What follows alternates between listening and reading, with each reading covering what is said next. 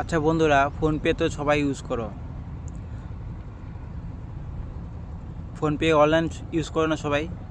তো অনলাইনে যেটা ফোনপেতে যে একটা সুবিধা আছে, মানে সরকারের থেকে কিছু মানে 1-2 টাকা লাভ করা যায়।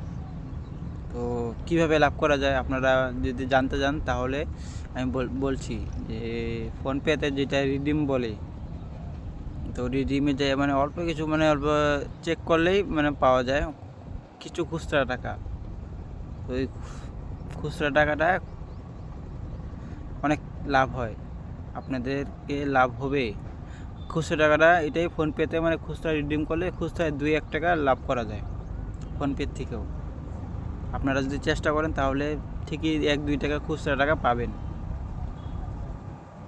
আপনারা একদিন চেষ্টা করে দেখেন, পাবেন।